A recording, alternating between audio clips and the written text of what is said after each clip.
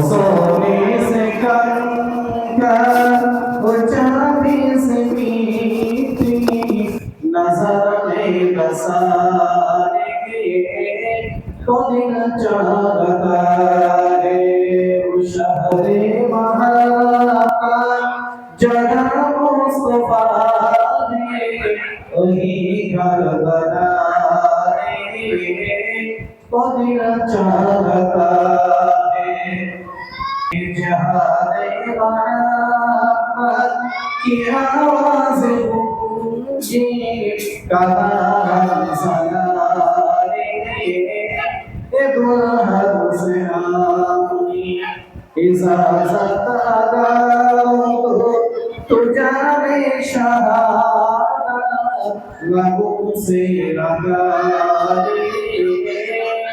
को दिन चाहता है वो शहरे मोहब्बत जन्म मुस्तफा ने वही घर बनाने को दिन चाहता है नबी सल्लल्लाहु सल्ली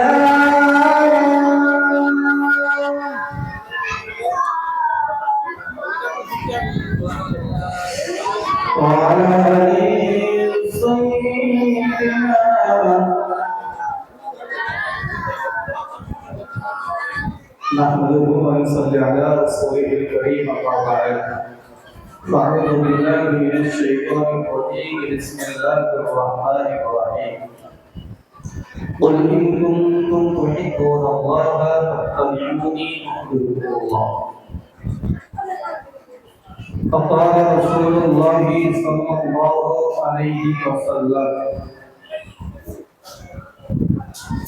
لا يؤمن أحدكم حتى أكون أحب إليه من والده وولده والناس أجمعين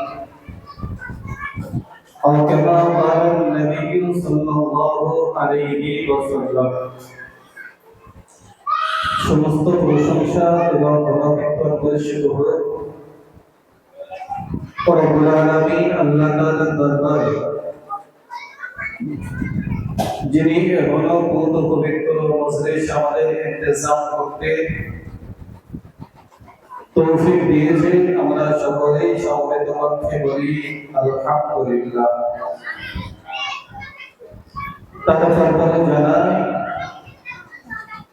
যিনি হলেন সাইয়্যিদুল গানাইন সুলতানুল গাওয়াইন আহমদে মুজতবা মুহাম্মদ মুস্তাফা সাল্লাল্লাহু আলাইহি ওয়াসাল্লাম যার আগমনের কারণে আকাশ বাতাস মুখরিত সেই নবীর প্রতি আমরা সকলে প্রাণ ভরে ভক্তি ভরে উচ্চ কণ্ঠে বলি সাল্লাল্লাহু আলাইহি ওয়াসাল্লাম অন্ধকার আজকে এই জনসান সমানভূত সুযোগ্য সভাপতি সাহেব আমার প্রিয় বন্ধুগণ হাফেজ মাওলানা রহিমুল্লাহ সাহেব সহ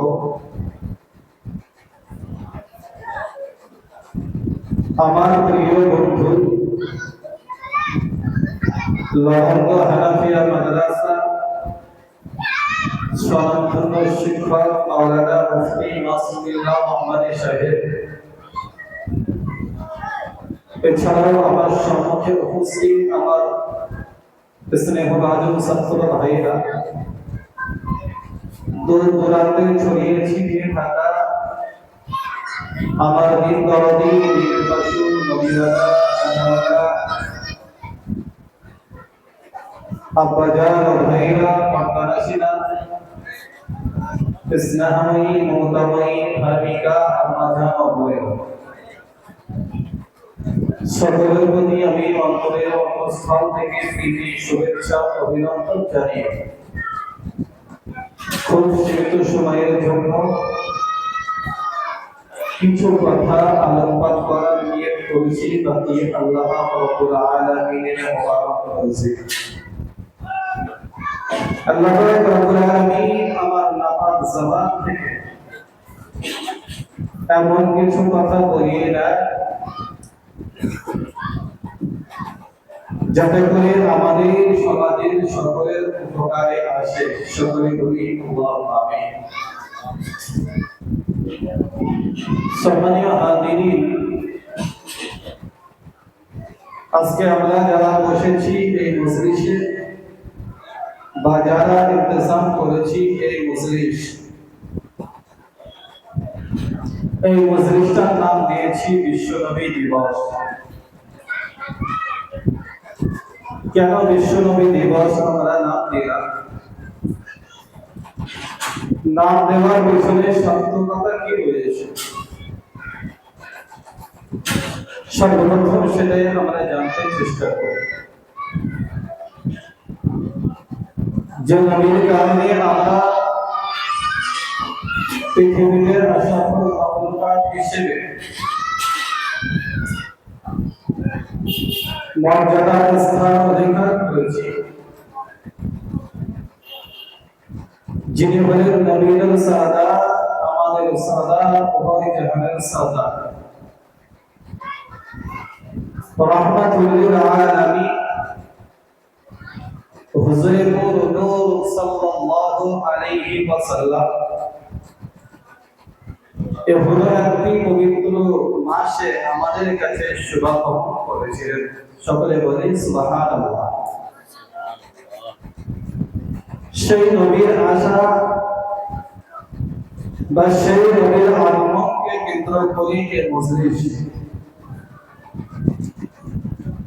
নবীর আগমন আমাদের কাছে একটা আনন্দের বিষয়। আজকে যদি এই মজলিস আমরা না করি, নবীর কোনো যায় আসে না। কিন্তু এখনো খুব পবিত্র মজলিস যদি আমরা ইন্তজাম করতে পারি, তাহলে আমাদের অন্তরটা ভরপুর হয়ে যাবে খুশিতে।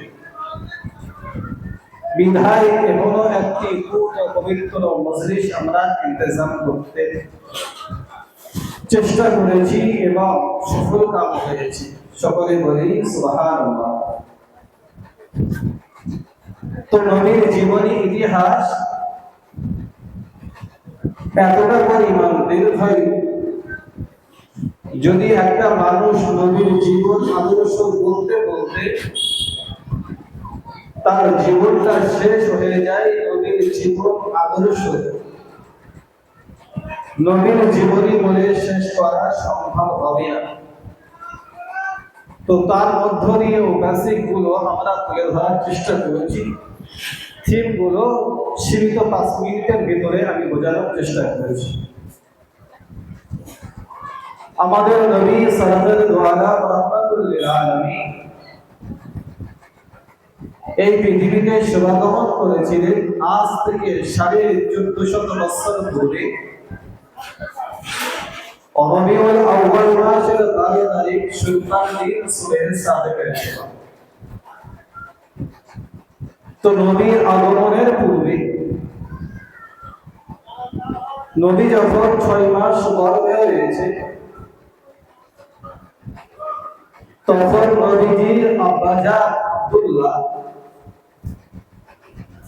দুনিয়া থেকে চিরজন্মের মতো বিদায় নিয়ে পরকালের বাসিন্দা হয়েছিল। ঠিক যেদিন আব্দুল্লাহ বিদায় নিয়েছে,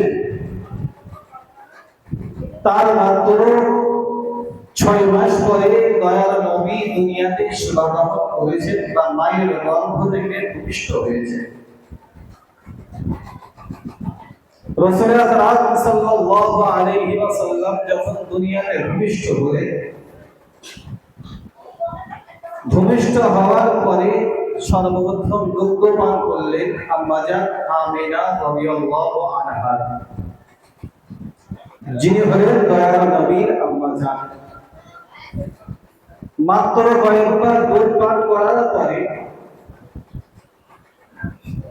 আমার নবীর দুধ পান করা আবু লাহাবের দাসী সুয়াইবা নামে জানা। সে জামানায় একটা রীতি বা প্রথা ছিল, যখন কোন সম্ভ্রান্ত পরিবারে কোন সন্তান জন্মাতো, নিচে নামবেন না, তো তাদের সুঠাম দেহের অধিকারী বানাতে তাদের আরবি শুদ্ধ ভাষা শেখাতে দাইমার কাছে দেওয়া হতো। তো রাসূলের দাইমা হিসেবে সর্বপ্রথম কাজ করেছে আবু লাহাবের কৃত দাসী সুয়াইবা নামে। মাত্র কয়েকদিন বা বলা চলে কয়েকবার সুয়াইবা নাম নিয়ে দুগ্ধ পান করার পরে অবশেষে কয়েকদিন পরে চলে গেল আমার নবীর সুঠাম দেহের অধিকারী বানাতে আরবি শুদ্ধ ভাষা শিক্ষা দেওয়ার জন্য। দাইমা তালাশ করলেন আম্মাজান হালিমা সাদিয়া রাদিয়াল্লাহু আনহা। আম্মাজান হালিমা সাদিয়া রাদিয়াল্লাহু তাআলা আনহাকে অন্বেষণ করে তার কাছে আমার নবীকে তুলে দিলেন। নবীর বয়স যখন 5 বছর এবং তার কিছুটা বেশি, 6 বছর এবং 5 বছরের মধ্যবর্তী একটা সময়ে দাইমার কাছ থেকে ফিরে এলেন আম্মাজান আমিনার কাছে। নবীর বয়স আজকে 6 বছরে উপনীত হলো। আম্মাজান আমিনার কাছে কলিজার টুকরো মোহাম্মদ একদিন আবদার করলেন, আম্মাজান সমস্ত শিশুদের আব্বাদেরকে আমি দেখি, কিন্তু আমার আব্বাজান কোথায় রয়েছে আমার দেখতে বড় বাচ্চা, তো আমি আমার আব্বাকে একটু দেখতে চাই। নবীর বয়স তখন 6 বছর। আম্মাজান আমিনা রাদিয়াল্লাহু আনহা অত্যন্ত হৃদয়ে বললেন, বাবা তোমার আব্বাজান রয়েছে ইয়াসরিব তথা মদিনায়,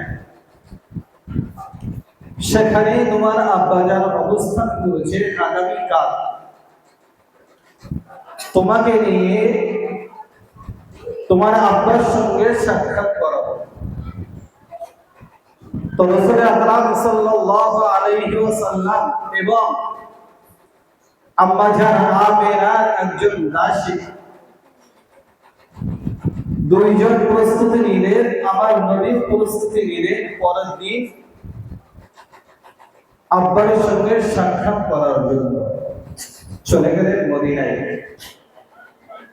নবীর আব্বা আব্দুল্লাহ কবর জিয়ারত করার পরে বাড়িতে ফিরেছেন। বাড়িতে ফেরার পথে আবওয়া নামক স্থানে আম্মাজান চিরজন্মের মতো অসুস্থ হয়ে বিদায় নিলেন। না দেখলাম রাসূলুল্লাহ দেখভাল করার মতো আজকে কেউ নেই।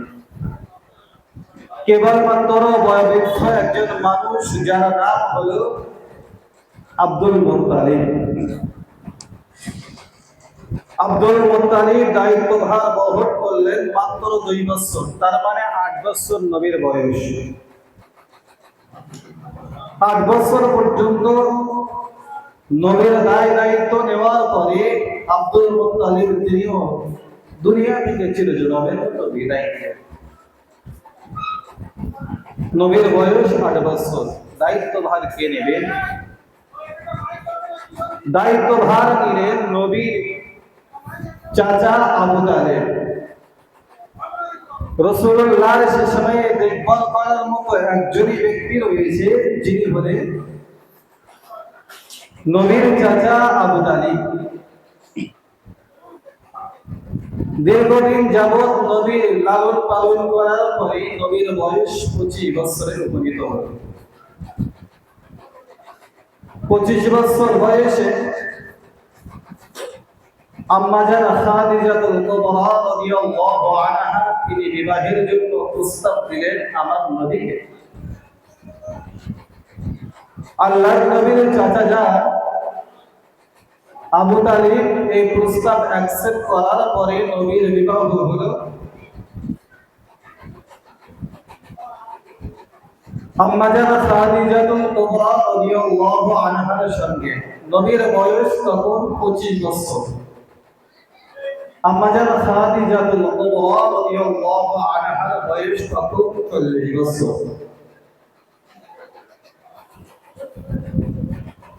বৈবাহিক জীবন মাত্র 10 বছর চলার পরে নবী যেন আমার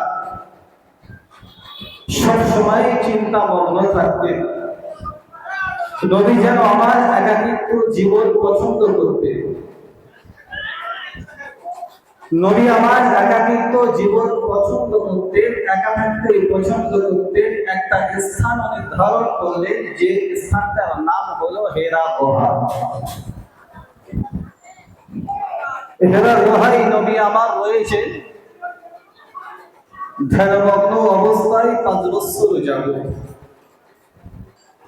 নবীর আজকে বয়স 40 বছরে উপনীত হল। ও আল্লাহর বান্দারা, ও নবী পাকের আশিক উম্মতিরা, নবী মুহাম্মদ সাল্লাল্লাহু আলাইহি ওয়াসাল্লাম যখন 40 বছর বয়সে উপনীত হল, আল্লাহ পাকের ইচ্ছা হলো আমার নবীর কাছে ওহী অবতীর্ণ করবে। আমার রাসূলকে নবুয়ত পয়সা দিয়ে আল্লাহ তাআলা নবুয়তের শুভ সূচনা করবে। আল্লাহ তাআলা মালায়েকা জিবরাইলকে ডাকলেন, ও আমার মালায়েকা জিবরাইল, ও আমার মালায়েকা জিবরাইল, চলে যাও আমার বন্ধু, আমার হাবিব, আমার দোস্ত হেরা গুহার ভিতরে ধর্মগ্ন রয়েছে। তুমি চলে যাও আমার হাবিবের কাছে নিয়ে নবুয়তের শুভ সূচনা করে দাও। সকলে বলুন সুবহানাল্লাহ, মহব্বতে উচ্চ কণ্ঠে বলুন সুবহানাল্লাহ। জিবরাইল আমিন আলাইহিস সালাতু ওয়াস সালাম চলে হেরা গুহার ভিতরে। নবী আমার তখন ধ্যানমগ্ন অবস্থায় রয়েছে। নবী আমার ধ্যানমগ্ন অবস্থায় হঠাৎ করে নবী আমার চক্ষু খুলে দেখলেন, কে যেন একজন ব্যক্তি সামনে দাঁড়িয়ে রয়েছে। নবী আমার ভয়ে আতকে উঠলেন। নবী যেন থরথর করে কেঁপে উঠলেন। তো ওই ব্যক্তিটি নবীর সঙ্গে সাক্ষাৎ করে নবীকে বললেন,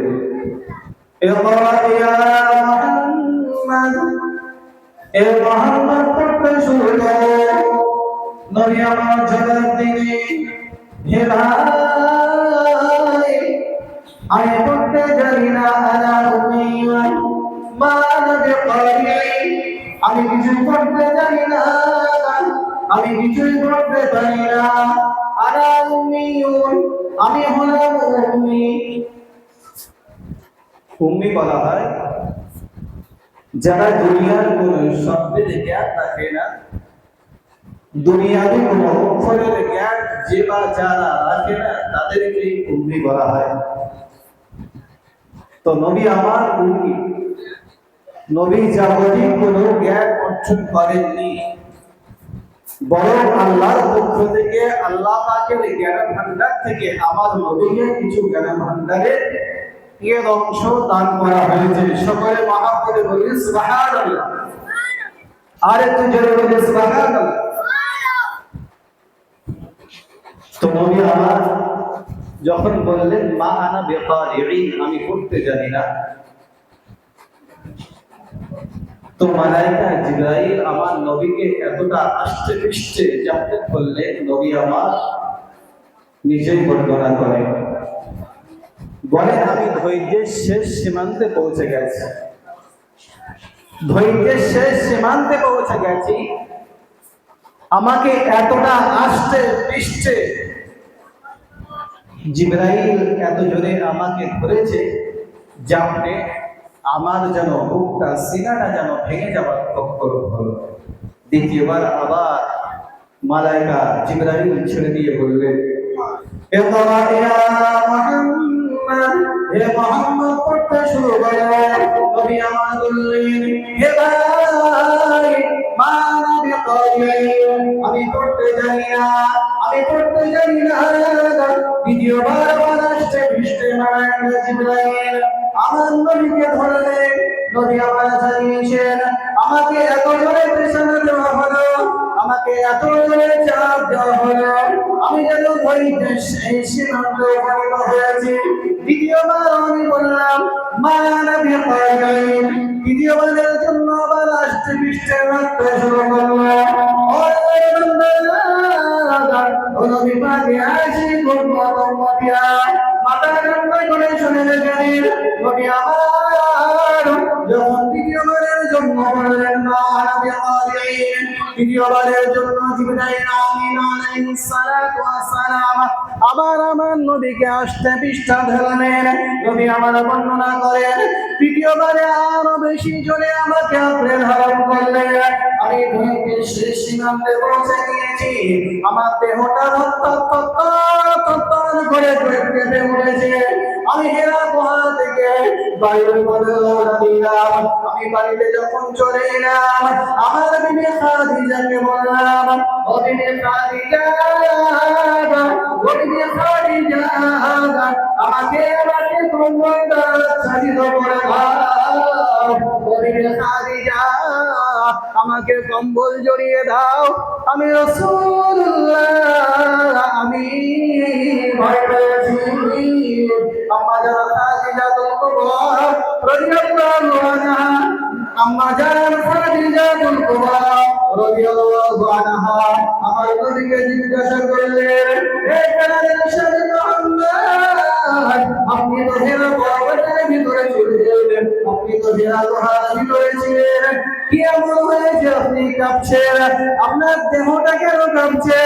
হে মুহাম্মদ, হে প্রাণের স্বামী, আপনার কি এমনটা হলো? আপনার শরীরটা কেন থরথর করে কাঁপছে? আপনি কি দেখে ভয় করেছেন? আল্লাহ নবী বলতে শুরু করলেন, বিবি খাদিজা, ও বিবি খাদিজা, আমি যখন হেরা গুহার ভিতরে ছিলাম, কে যেন একজন আগন্তুক ব্যক্তি এসে আমাকে এত জোরে আসতে পৃষ্ঠে ধারণ করলো। আমি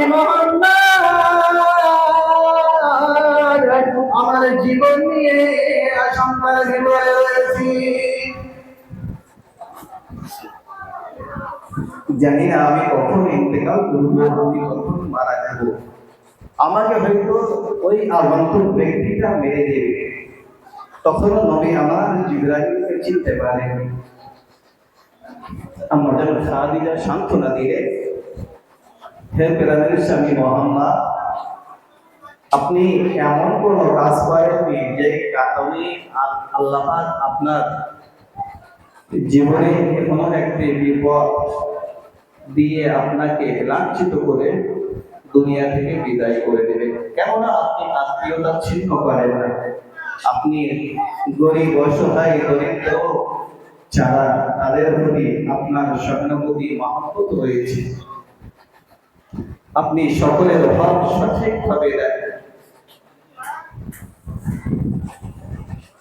আল্লাহ পাক আপনাকে মৃত্যু দেবেন না। তো দেখতে পাওয়া যায়, যেহেতু নবী আমার তখন ভয় পেয়েছে, তো আম্মা জান খাদিজাতুল কুবরা রাদিয়াল্লাহু আনহা তিনি আল্লাহর নবীকে নিয়ে চলে গেলেন তার চাচাতো ভাই ওরাকা ইবনে নওফাল। ওরাকা ইবনে নওফাল তিনি তো রাত জবুর ইনজিল সমস্ত কিতাবের পণ্ডিত একজন মানুষ, সমস্ত কিতাবের জ্ঞান রাখবেন। যখন ওরাকার কাছে চলে গেলেন, ওরাকা বললেন, সমস্ত ঘটনা শুনে ওরাকা বললেন যে মুহাম্মদ এমন একজন ব্যক্তি যাকে আল্লাহ পাক দুনিয়া ও আখিরাতের ভিতরে শ্রেষ্ঠ বানিয়েছেন। সকলে মহব্বতে বলি সুবহানাল্লাহ। এটা তাকবীর দাও তো, নারে তাকবীর, নারে তাকবীর। বিশ্বনবী দিবস আর হেরা হিফজুল কোরআন মাদ্রাসা, নারে তাকবীর, তোমাকে বলে নফল তিনি বললেন তিনি বলেন তিনি হয়তো হবেন আখিরি নবী শেষ নবী ওনার কাছে হেরা পাহাড়ের ভিতরে যে ব্যক্তি এসেছেন তিনি অন্যকে উদাহরণ হয়ে আল্লাহ পাক রব্বুল আলামিনের মালায়েকা জিবরাইল নবুয়তের শুভ সূচনা করবেন বলে এসেছে আল্লাহ নবীর বয়স আজকে উপনীত হলো 40 বছরে ও আল্লাহ বান্দারা অনেক আগে এসে নতুন মদিনা 40 বছরের নবীর বয়স যখন উপনীত হলো আল্লাহ পাক মালায়েকা জিবরাইলকে পাঠিয়ে দিলেন ও মালায়েকা জিবরাইল ও মালায়েকা জিবরাইল চলে যাও আমার নবীর কাছে গিয়ে কোরআনের আয়াত নাযিল করতে শুরু করো এবং কোরআনের আয়াত নাযিল হলো বিসমি রাব্বিকাল্লাযী খালাক সূরা নামের বসে আয়াত নাযিল হলো নাযিল হওয়ার পরে আল্লাহ তাআলা আমার নবীকে আদেশ দিলেন ওয়ানজির আশীরাতাকাল আকরাবিন